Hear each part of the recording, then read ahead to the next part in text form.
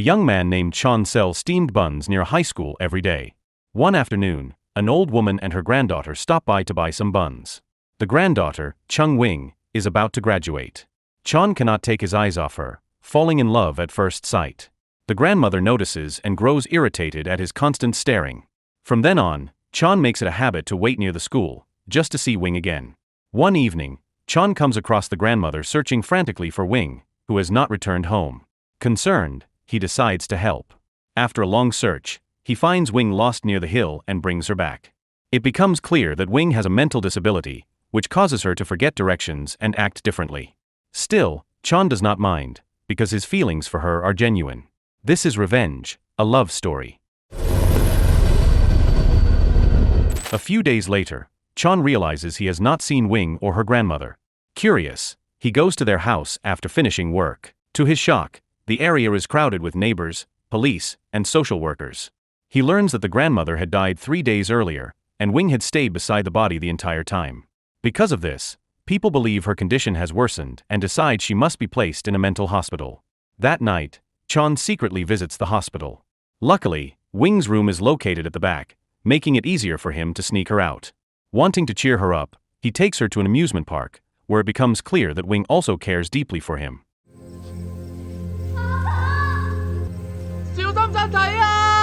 Afterward, Chan brings her back to her apartment. Unfortunately, the building is still locked by the police. Just as Chan is about to force the door open, a woman from the next unit steps outside. Her name is Ling. Feeling sympathy for Wing, she invites them inside her apartment. Before leaving for a few days, Ling tells them they can stay in her place. It is then revealed that Ling works as a sex worker, and she even tells Chan that he is free to do as he pleases. After Ling left, Chan accidentally saw Wing while she was bathing. Embarrassed, he stepped outside and went to look for food around the apartment. That small decision marked the beginning of a brutal chain of events. A few minutes later, as Wing finished her bath, she heard a knock on the door. Thinking it was Chan, she opened it without hesitation. Instead, a stranger named Kwok Wa stood there. Forcing his way in, he pulled out money, assuming Wing was one of Ling's prostitutes.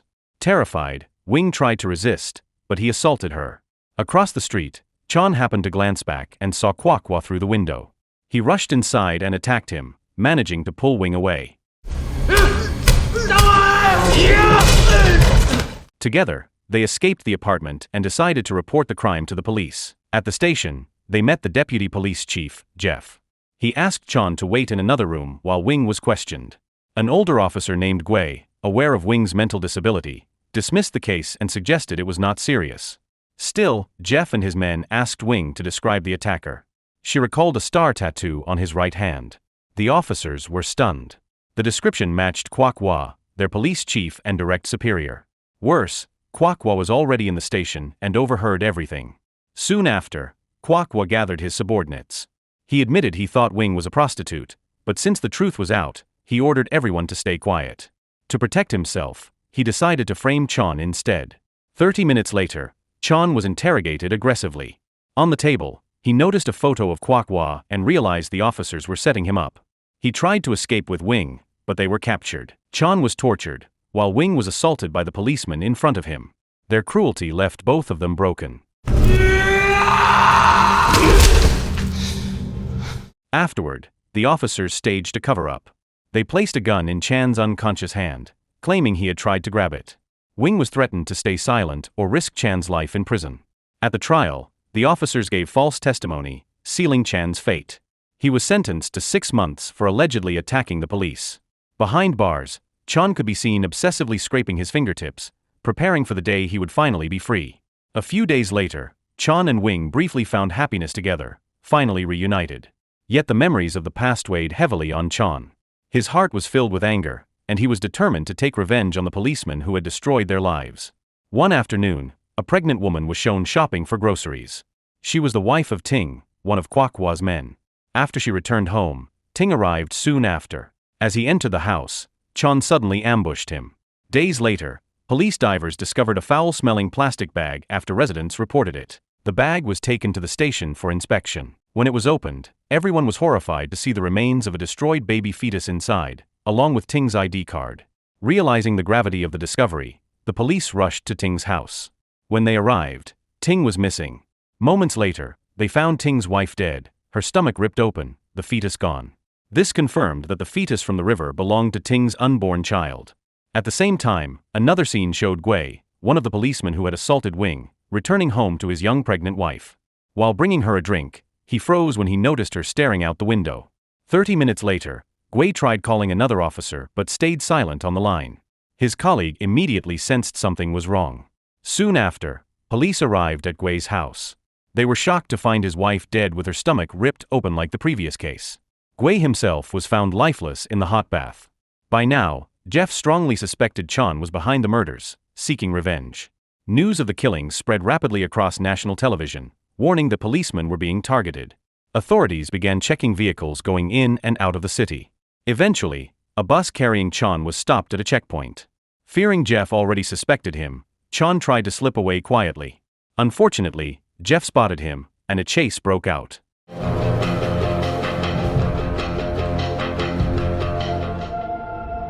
Chan was captured and taken directly to the interrogation room. Inside, Jeff and another officer tortured Chan, demanding he confess to the killings. Chan remained silent, enduring the beatings without a word. Frustrated, Jeff even pointed a gun at his head, ready to pull the trigger, but Chan still refused to confess. Meanwhile, Wing was at home when she saw a news report announcing Chan's arrest for the murders of police officers and their families. The broadcast left her devastated, knowing she would once again lose the man she loved. She tried calling the police, but after the call connected, she dropped the phone. In despair, she walked into the bathroom and attempted to end her pregnancy with a knife. Moments later, she was shown discarding the blade into the drain. Moments later, the scene returned to the police station. Jeff was on the verge of killing Chan when the police captain from headquarters burst in, furious. He confronted Jeff and announced that Chan could not be the killer, because another attack had just taken place, this time against Wing. By targeting herself, Wing had created proof that cleared Chan of all charges. Enraged that Jeff and his men had broken protocol, the captain punished them immediately. The captain then questioned Chan about his attempt to escape during the bus checkpoint. Chan explained that it was not the first time he had been framed by corrupt officers. With no evidence against him, the captain ordered Chan's release. Meanwhile, Jeff's subordinate suggested confessing the truth about Chan's motive for revenge, which was tied to their crimes in the past. Jeff refused, unwilling to admit anything that would tarnish their pride. Instead, he contacted Kwok Wah, the retired police chief.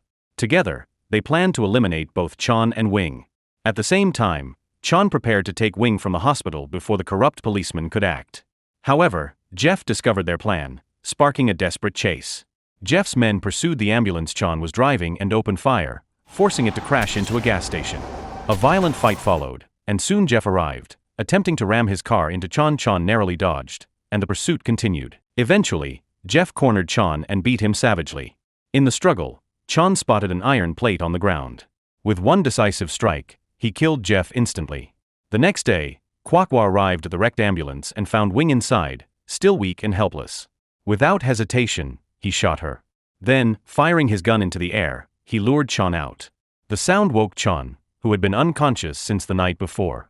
Barely able to stand, he staggered toward Kwok Wah. Determined to finish it, Kwok Wah emptied his gun into Chan until the bullets were gone.